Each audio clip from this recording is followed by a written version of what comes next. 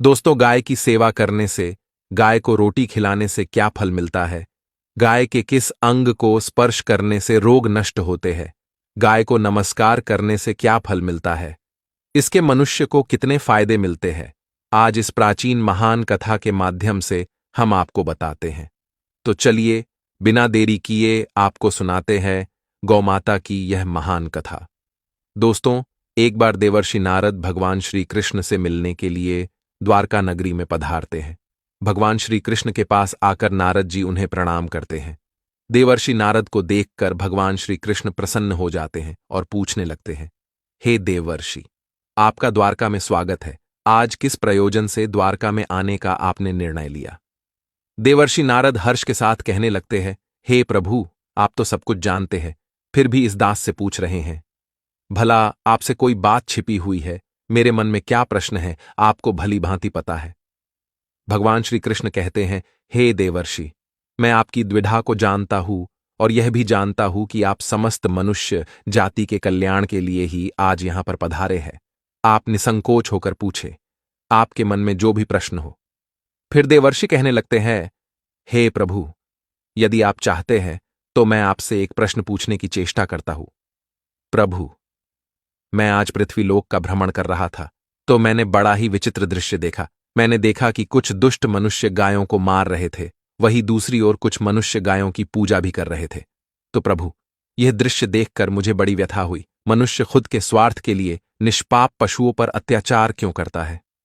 हे प्रभु, मेरे मन में यह जानने की जिज्ञासा हो रही है कि जो मनुष्य गाय की सेवा करता है, उसकी पूजा करता है, उसे क्या फल मिलता है, और जो पापी गायों पर अत्याचार करता है, उन्हें कौन सा दंड मिलता है?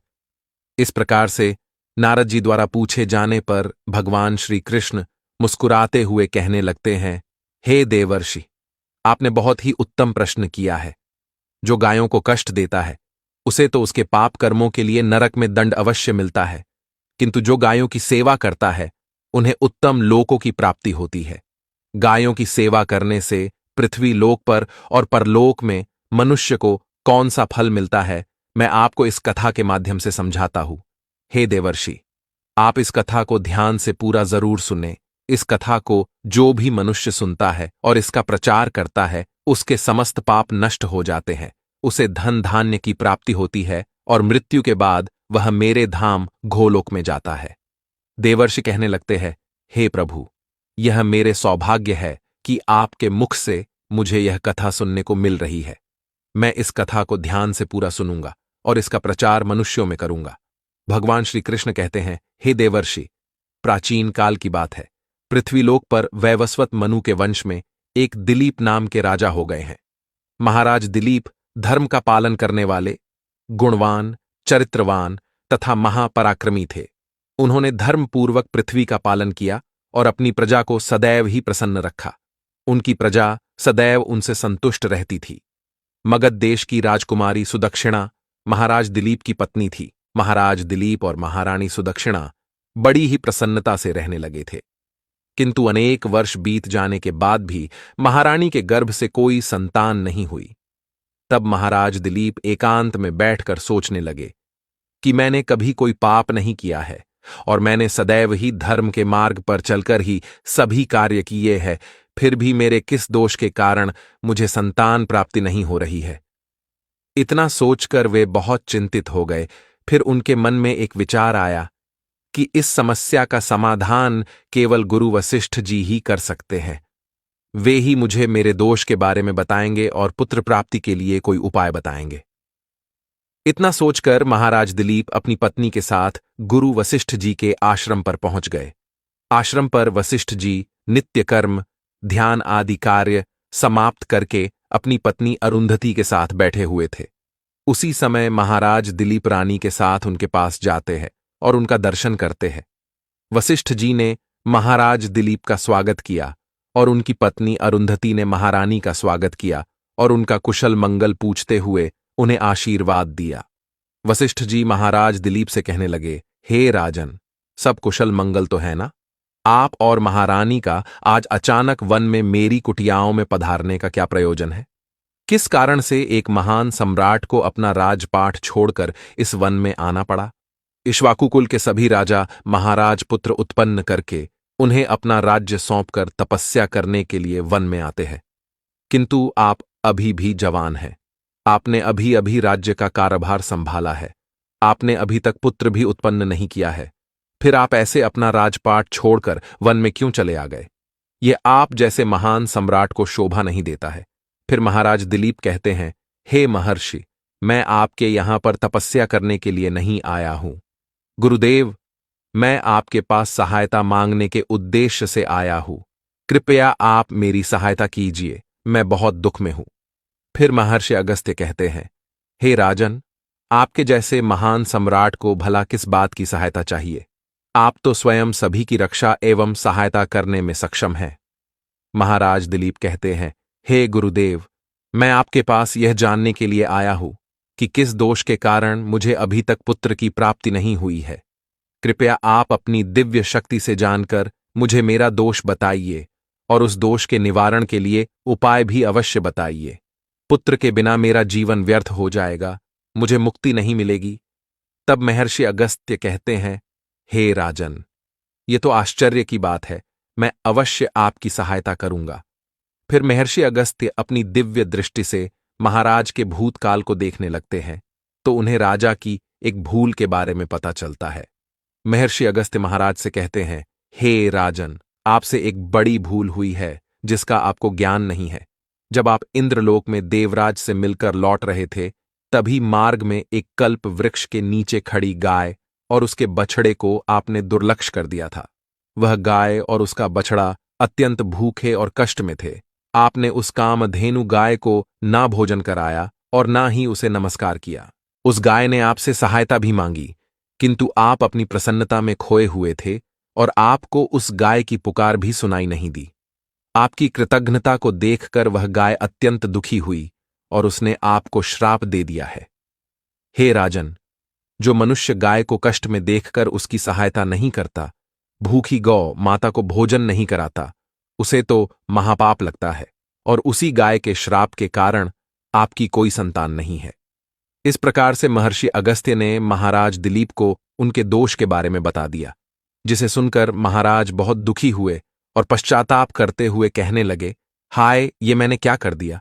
मुझ पर धिक्कार है। मेरी ही मूर्खता के कारण एक गाय को और उसके कोमल बछड़े को इतना दुख सहन करना पड़ा। मुझे तो अब राजा बने रहने का भी अधिकार नहीं है। महाराज महर्षि अगस्त्य से कहते हैं, हे गुरुदेव, मैं अपनी इस भूल को सुधारना चाहता हूं। कृपया आप ही मुझे कोई उपाय बताइए जिससे मैं इस घोर पाप से मुक्ति पा सकूं। मेरा अपराध क्षमा के योग्य नहीं है, किंतु फिर भी मैं प्रायश्चित करना चाहता हूं। फिर महर्षि अगस्त्य कहने लगते हैं, हे राजन, आप दुखी ना हो। इस दोष से मुक्ति का उपाय अवश्य है। आप मेरे आश्रम की नंदिनी नाम की गाय की सेवा करो। वह उसी कामधेनु गाय की पुत्री है जिसकी आपने सहायता नहीं की थी। अपनी पत्नी के साथ मिलकर तुम उस गाय की सेवा करो, उसकी आराधना करो, वह तुम्हें अवश्य पुत्र प्रदान करेगी। तभी वह नंदिनी गाय बाहर से उस आश्रम में प्रवेश करती है। उस गाय को आता देखकर महर्षि अगस्त्य बोले, हे राजन, देखिए, केवल स्मरण करने मात्र से ही कल्याण करने वाली यह नंदिनी गाय स्वयं चलकर आई है। आप भाग्यशाली हैं, यह गाय निश्चित ही आपके दुख दूर करेगी। आप वन में इस नंदिनी गाय के पीछे पीछे चलकर इसकी सेवा करो, जंगल में रहने वाले हिंस्र पशुओं से इसकी रक्षा करो और आश्रम में लौट आने पर रानी सुदक्षिणा इस गाय की सेवा करे। इससे प्रसन्न होकर यह गाय तुम्हें निश्चित ही पुत्र प्रदान करेगी। फिर महाराज दिलीप ने ऐसा ही करने का वचन दिया और फिर दूसरे दिन सुबह महारानी ने गाय की पूजा की और महाराज उस गाय को चराने के लिए वन में लेकर गए। जब वह गाय चलने लगती तो महाराज उसके पीछे पीछे चलते, इधर उधर से हरी हरी घास लाकर उस गाय को खिलाने लगते। जब वह गाय किसी वृक्ष के नीचे बैठती तो महाराज भी उसके साथ बैठकर विश्राम करते। महाराज उस गाय के शरीर से डांस और मच्छरों को हटाते और अपने हाथों से उसके मस्तक को सहलाते।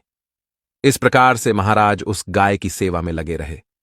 जब शाम हुई तो महाराज उस गाय के साथ आश्रम में लौट आए। आश्रम में पहुंचते ही उस गाय ने अपने खुरों से महाराज पर धूल उड़ाई, जिससे महाराज का शरीर पवित्र हो गया और उसके सभी पाप नष्ट हो गए। फिर महारानी सुदक्षिणा ने आगे आकर नंदिनी की अगवानी की और विधिपूर्वक उस गाय का पूजन किया तथा बारंबार उसके चरणों में मस्तक झुकाया। फिर उस गाय की प्रदक्षिणा करके हाथ जोड़कर वह उसके आगे खड़ी हो गई। फिर उस गाय ने उस रानी की पूजा को स्वीकार किया और रानी पर अपनी दृष्टि डालकर उसके सभी दोष समाप्त कर दिए। गाय की दृष्टि पड़ते ही रानी अत्यंत पवित्र हो गई। इस प्रकार से महाराज दिलीप को उस नंदिनी गाय की सेवा करते हुए 20 दिन बीत गए। फिर 21वें दिन महाराज जब गाय को लेकर वन चले गए तो वह गाय चरते चरते हिमालय पर्वत पर चली गई और महाराज भी उसके पीछे पीछे चले गए। वहां उस पर्वत पर खड़े होकर महाराज उस हिमालय पर्वत की सुंदरता को निहार रहे थे। इतने में ही एक शेर ने आकर उस नंदिनी गाय को बलपूर्वक दबोच लिया। राजा को उस शेर के आने की आहट तक नहीं हुई। उस शेर के चंगुल में फंसी नंदिनी ने दयनीय स्वर से बड़े जोर से चीत्कार किया, हे महाराज मेरी रक्षा करो, हे महाराज मेरी रक्षा करो।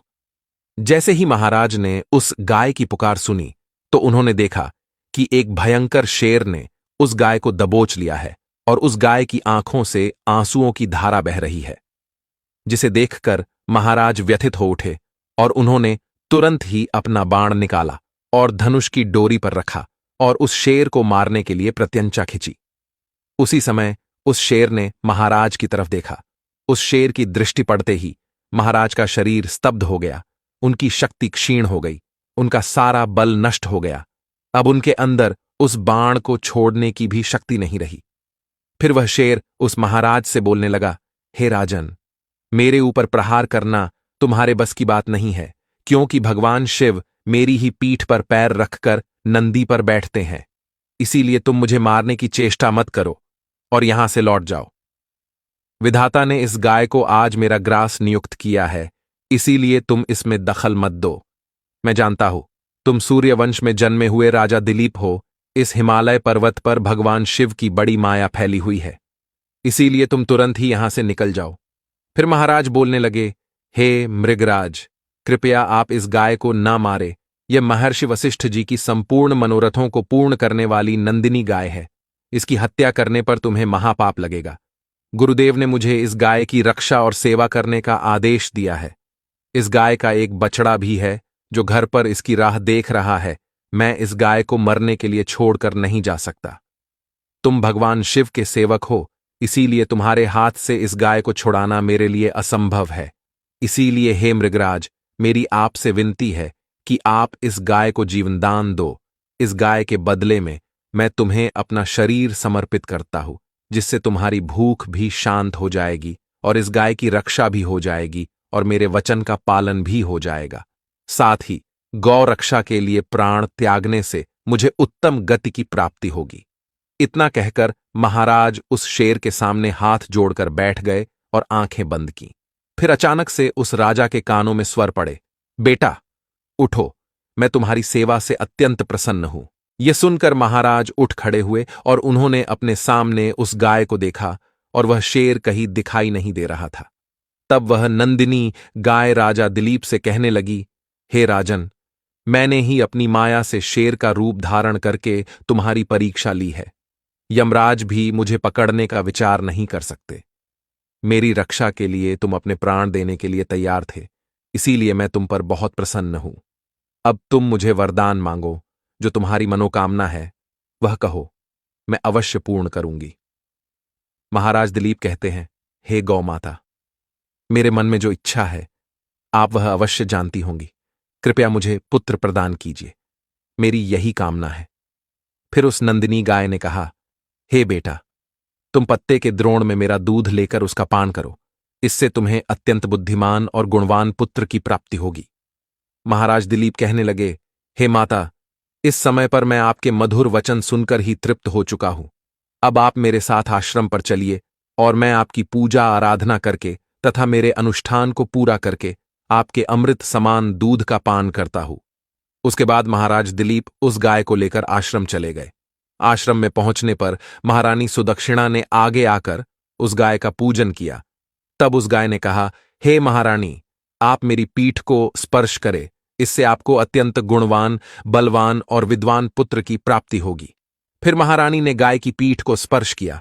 महाराज और महारानी ने उस गाय की विधिवत पूजा आराधना की और उनके अमृत के समान दूध को प्रसाद समझकर ग्रहण किया। उन दोनों की प्रसन्नता देखकर महर्षि वशिष्ठ कहने लगे, हे राजन, अब यह गाय तुम दोनों पर प्रसन्न है, तुम्हारी मनोकामना अवश्य पूर्ण होगी।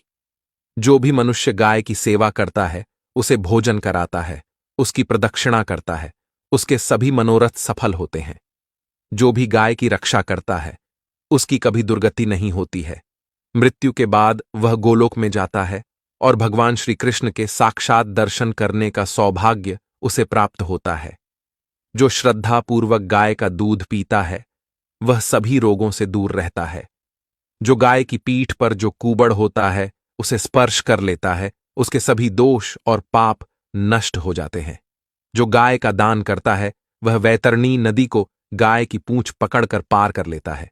जो स्त्री रोज गाय को रोटी खिलाती है, वह सौभाग्यशाली बन जाती है। गाय समस्त पापों का नाश करने वाली और सभी मनोरथों को पूर्ण करने वाली है। अतः सदैव इसका रक्षण, पूजन तथा इसे भोजन कराना चाहिए। इतना करने से ही मनुष्य सभी ऐश्वर्यों को प्राप्त कर लेता है, उसकी दरिद्रता समाप्त हो जाती है।